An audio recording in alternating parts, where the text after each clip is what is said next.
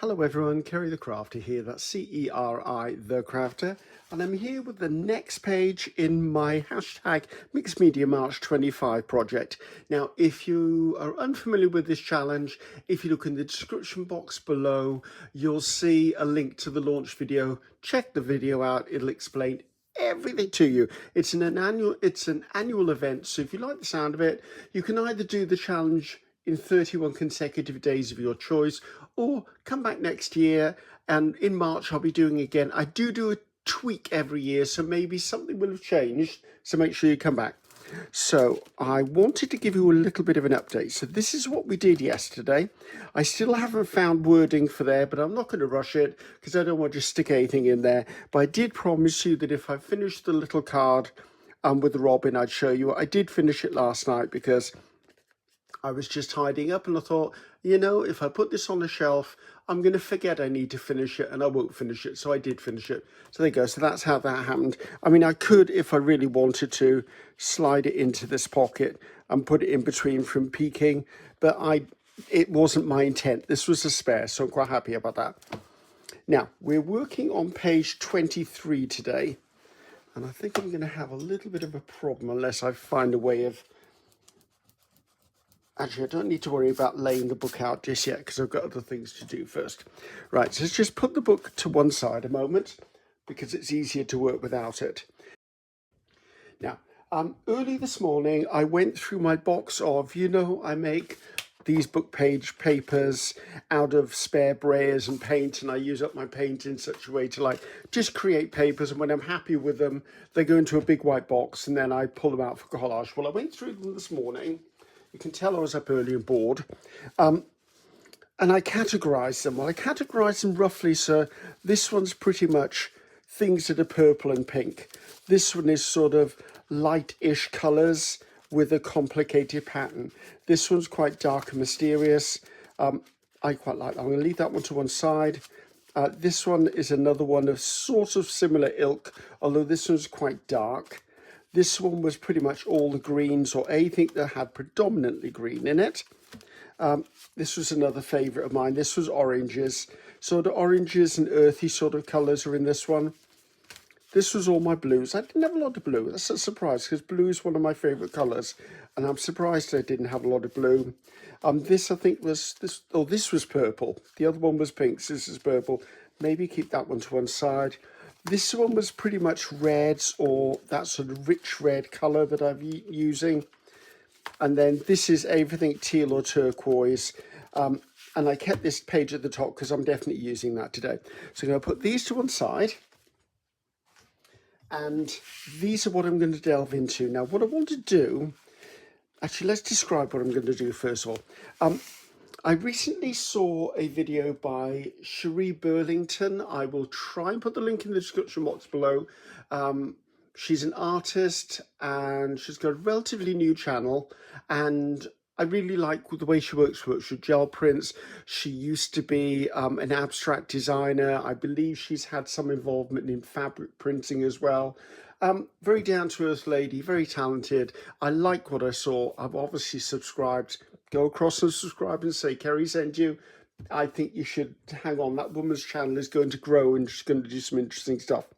Now, what I will say is, in the video I'll share with you, she did 3 canvas boards because she was playing. And on them, she did a grid of... I think it was 3 by 3 by 3 squares, and each in a different style. And then she went on and did pen work with them.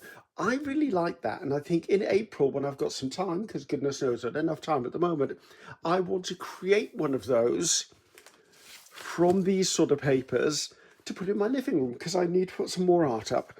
However, I thought what I'll do is I will do a miniature version just to see how I get on with it in the book. So I have had a look. Now, I have got a die, well, I've got a nest of these, and this die is 2 3/8. Yes, 2 3/8 inches wide. Now, I've chosen that because this will give me 3 squares across my concertina journal by 4 squares down. Mind you, it is barely 4 squares down. So I'm going to have a bit of an issue yet again putting my number and my signature in, but you know what? I will incorporate it in some way or other. Now, why have I pulled out a die? I pulled out a die because I want to cut these to an exact measurement. If I had to do this with a ruler and a pencil and a pair of scissors, first of all, I don't cut in a straight line in the best of days. And secondly, I would be all squiffy. I just want to get them done. And for me, it's quicker doing this. So I'm going to be using, this is my big shot. This is probably, I can't even tell you how old this is, to be honest with you. It's very old and I've used it a lot and I still intend using it. So all I need to cut is 3, 6, 9, 12 squares. So the reason I also like this is I can isolate squares within. So this one here, the one I really like, I'm probably going to take, I would say probably 3 or 4 squares from that one. So that's going to be my main driver as far as what are the papers to put to it. Now, I don't think I want to grab any more in that colour range because it's just going to look a bit bizarre. It'll all look the same. So I think as I've got yellows and lighter colours, maybe there'll be something in here that jumps out. And I am purely, like that one sort of appeals to me. Let's just take those off. Come on, where are you going? See, I wouldn't mind a piece of that in it as well. And I can take a square out and put it back in here. I also like this, and that very much goes with that. That doesn't work for me.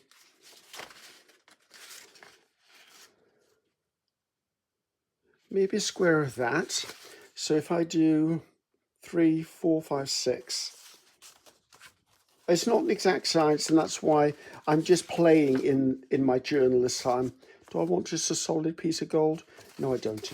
It's too big of a piece, too small of a piece to carry a big piece. Quite like that out of there.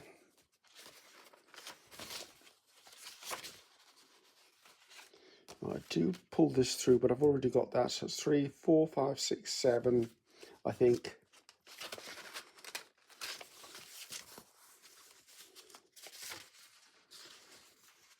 That's a bit busy. No.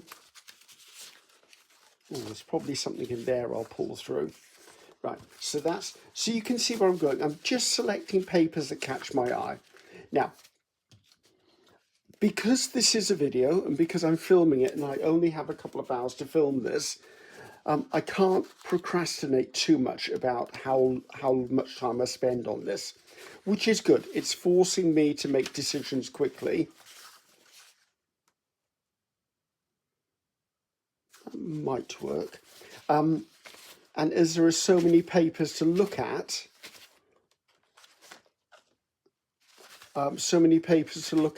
I don't want to waste time going through all of these papers. Oh, I don't think there's any more in there, but I am quite liking some of this range. So, and I found by clipping them together, it narrows them down into almost families. Now see, I quite like this bit here. It's not the same as that, but it gives an influence of that.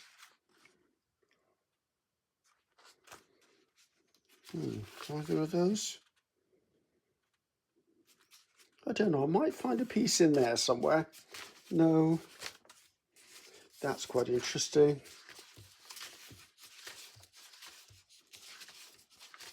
Right, so what I'm going to do is I'm going to cut a couple of the squares, just so you can see my process for cutting and selecting the squares.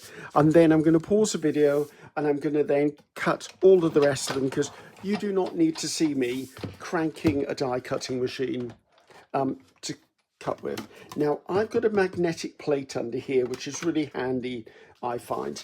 It means things don't slide around. And luckily enough, these pages fit perfectly on here. So I wanted to come in. I want to take that bit out of there. So if you're not familiar with a die cutting machine, basically you make a sandwich. This is the sandwich, and you put it in. Now, each die cutting machine has a different sandwich. So I'm not going to say this is this version because this is a really old Big Shot, and even since this Big Shot has been done, there's now a different set of sandwiches to be made. See, so I've got a perfect on that one. I want to come in and I want to take that bit out of there.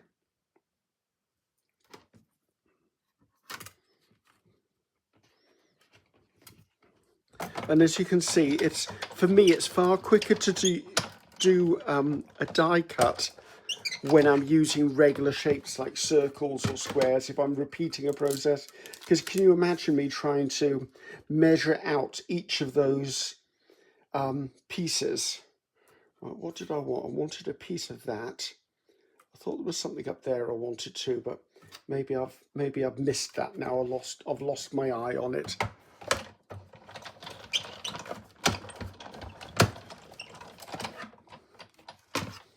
So, and these will now, when they're assembled, they will butt up against each other perfectly because they're all exactly the same size. Now, I'm not sure there's another thing in here. I'm going to put this to one side. Actually, no, I'm not. I'm going to take this out of here because I know that a lot of the papers I've selected are quite dark in colour. So I'm just going to take that light piece out. That could be the piece that maybe I put my signature and my number over. Right, now, because I've used a die, I still have an untorn, ragged piece of paper. So, I mean, I can now just add this back to the bundle it came out of, which I will do afterwards. So I'm going to continue on and I'm going to cut up all of the squares, and I'll come back and I won't lay them out. I will do that with you. And I'm back, and I think I cut 3 extra squares just to give me a bit of wiggle room. I forgot to mention, by the way, the Big Shot that I'm using is an old die cutting machine, but you know, it works perfectly well. I don't want to change it. Although I do know that in the Big Shot range, there's a Big Shot Pro, which takes like, I think it's an A4 size plate. And I do know there are numerous little versions out there that do the smaller dies. So if you're considering buying a die cutting machine, shop around. Mine is a hand cranked one. I do know there's ones that are electronic out there. So just be aware. Right? Actually, I need the book now, don't I? So just shop around is where I'm going with that. So where are we up to? 22. Right, so I need to stretch this out. This is the problem with doing this project. I think when I do next year, I probably will not do one of these. I will probably come up with maybe a folder where I slot them in or something, just so that I can work individually, because this has been a problem trying to get them sorted out. Now, I'm going to just randomly lie these on here, or lay them on here, just so I can see where we're at. So if I lay them 3 across, my measurements mean that that's the hinge, but it also leaves the same amount of space on the other side. These are only book page, remember, just from textbooks. So it does mean that they're quite soft. They're going to stick down really easily with a glue stick.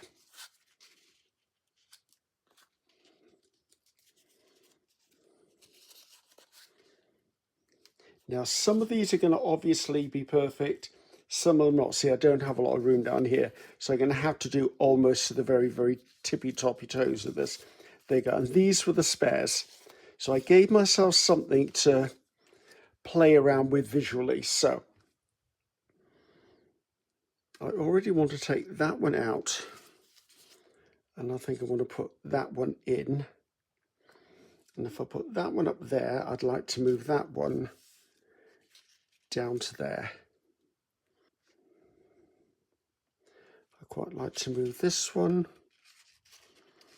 over here, this one into here.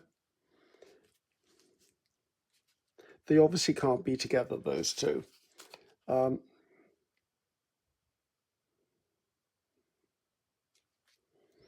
now I need to make sure I don't go too dark. This is the thing. Now I did cut this one out because I think this one might be a candidate for the bottom one. I can put the number over the top of that. So let's leave that as that. Right, I really liked this on here. Now I don't want one going one way and one going the other way, so I think, actually, do I like that one up there better?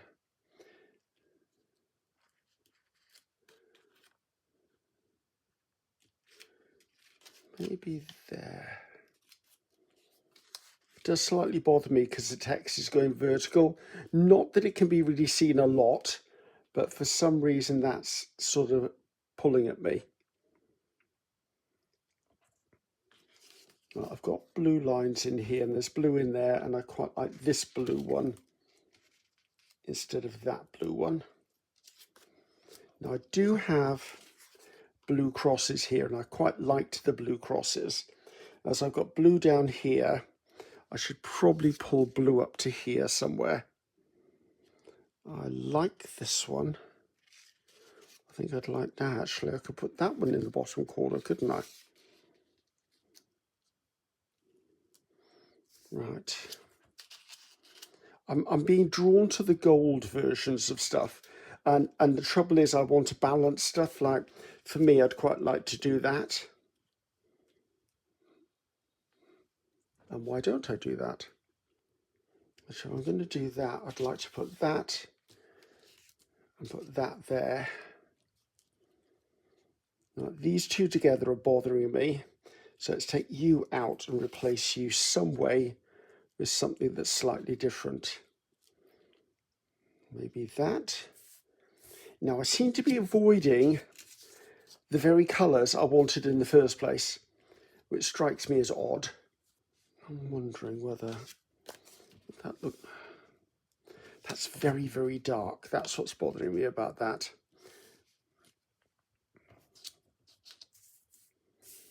Now there's none of the crosses at the top, and I quite like the crosses. It's funny because I can see the text goes that way and that one, but that doesn't bother me. Okay, so good. I'm struggling a bit with the middle. Right, let's do some eliminations. That's already on there. Not happy with that. Okay, that is pretty much that and a hint of that, so let's take that out. I have this, but I think it's too dark for the overall thing. Even though there's one that is almost black there, this just feels too dark, which leaves me these three. This is too dotty, if there is such a thing as too dotty.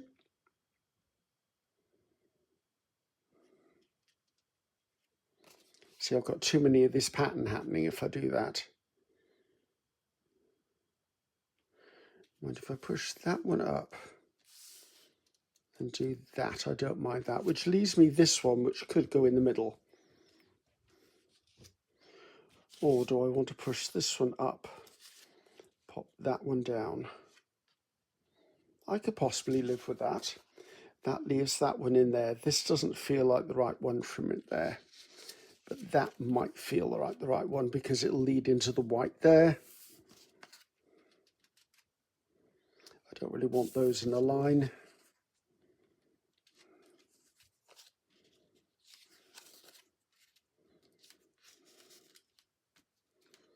Those feel too close together.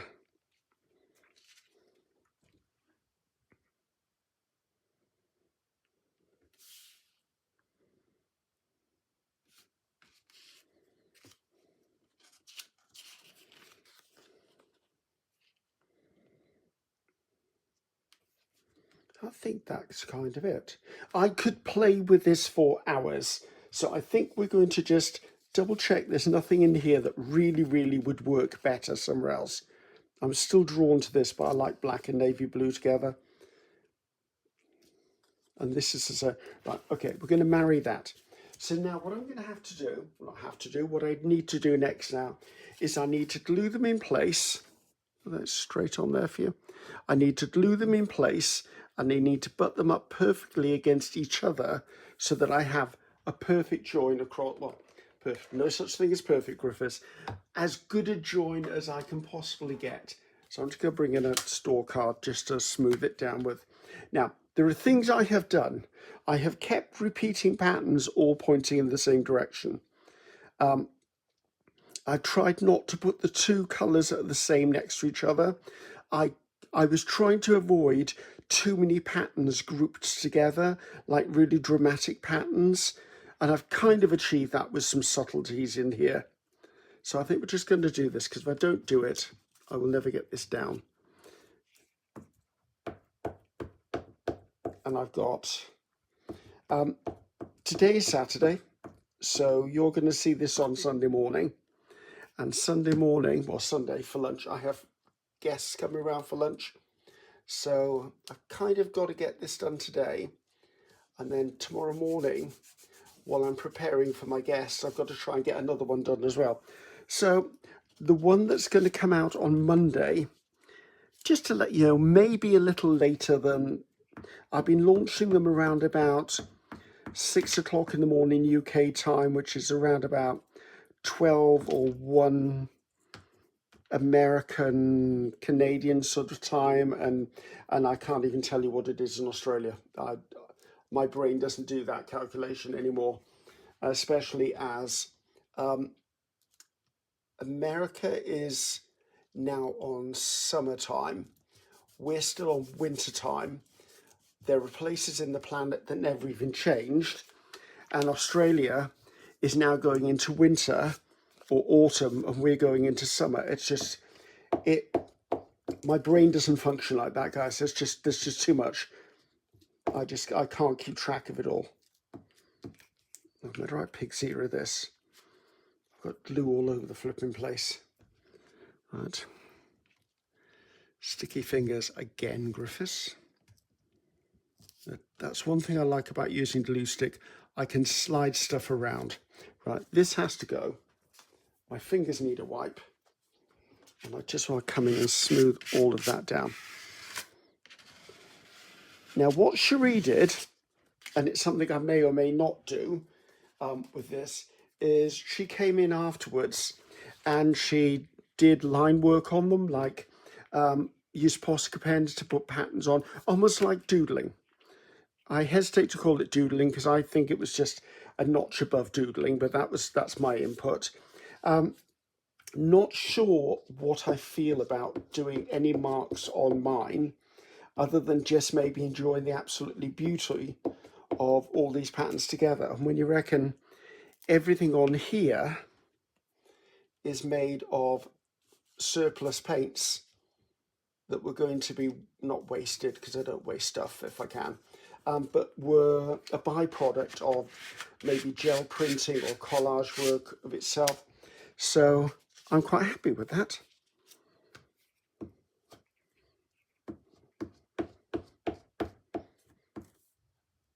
This is not the sort of thing I'd stick a butterfly on or something like that.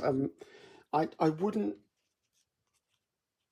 if it was, I'm saying that, and I probably would actually, if it was, say, a metallic butterfly, say it was embossed and there was a big floral on here, then yes, I may put a butterfly on it.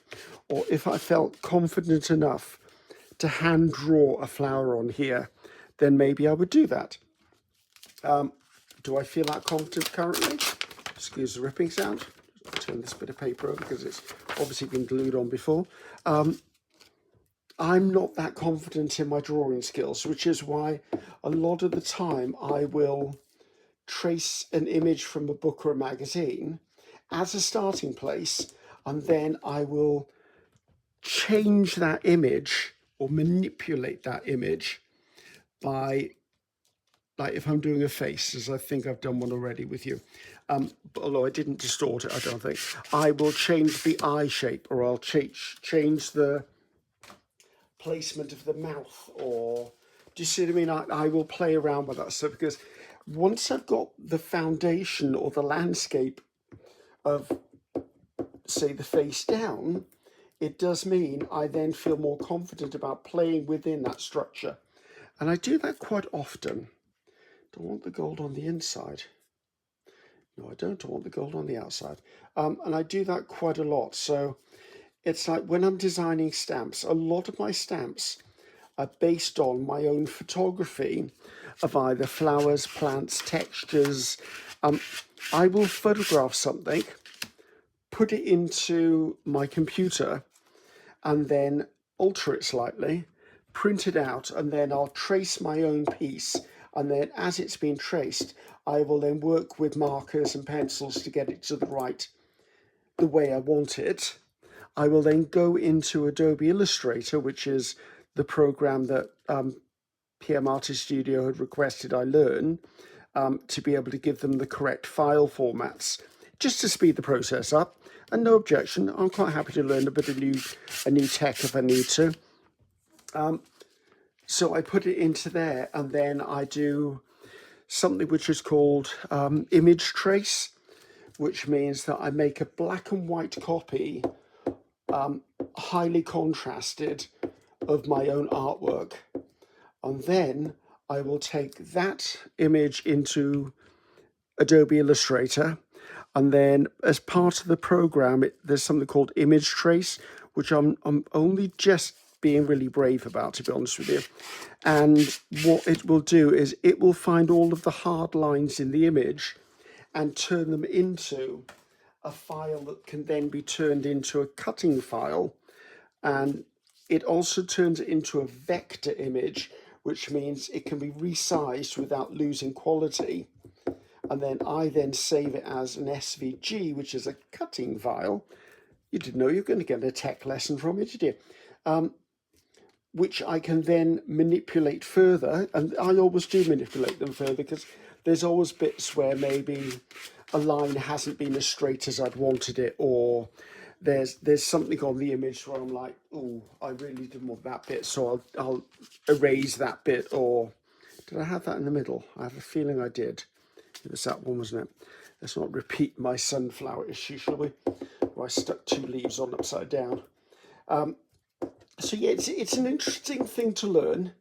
But I'm glad I've learned it. I mean, I do use it, obviously, because the amount of designs I've now lodged with PM Artist Studio, I couldn't have done all of that without learning some technology somewhere.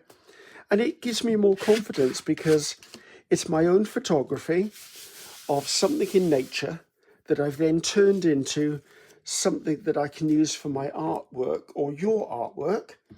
And I'm confident that I haven't taken something from someone else. I've not got their copyright involved. It's mine and mine alone. That's where I'm trying to go with this. Right, now, where do the dots want to go? It has to be this way up, doesn't it? Right. So now let's get rid of this, because I'm going to put my hand in it again. And I need to get this fingers unstickified, because that's really annoying me. We get you out of the way. Right, I'm just going to gently run my credit card over the top.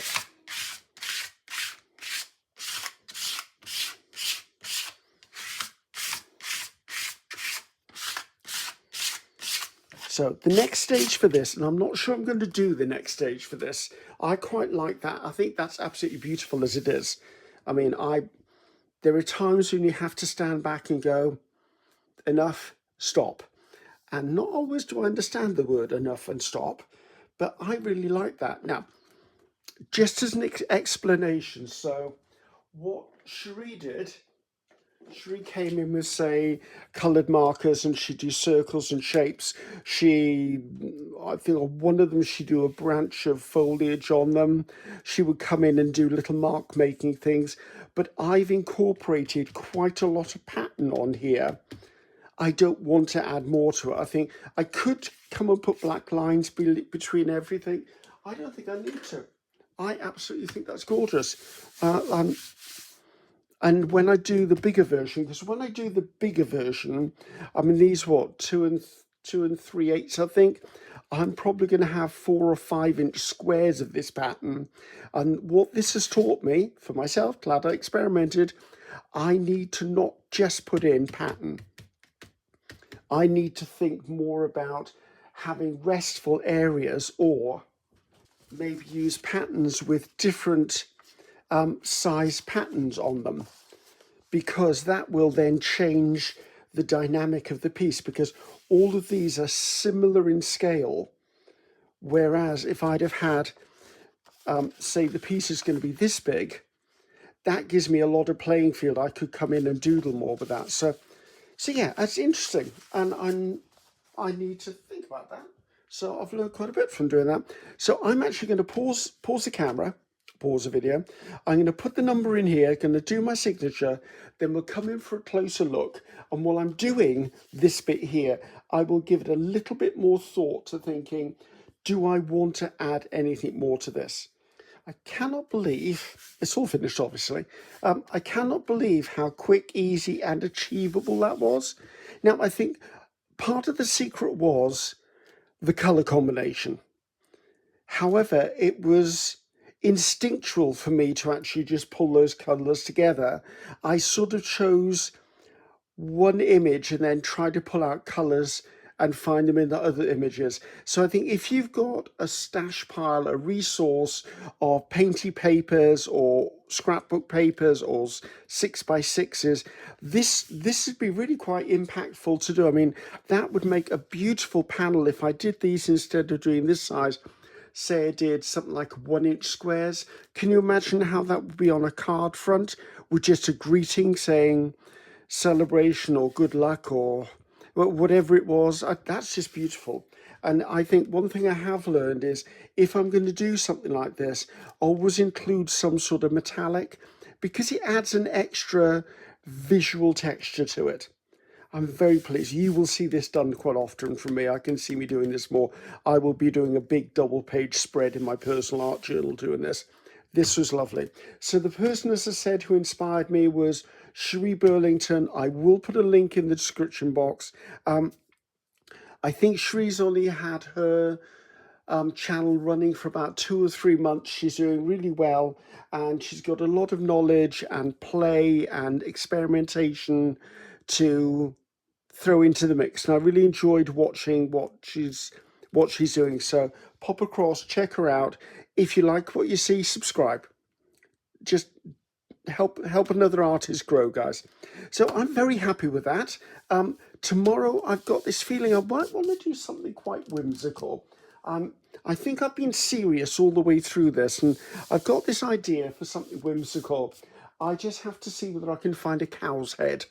And I'm not going to explain that comment any further than I need to find a cow's head. So never mind. Oh, good grief. You're all probably going, what? Anyway, I'm Ceri the Crafter. That's Ceri, the Crafter. Until tomorrow. Goodbye, guys.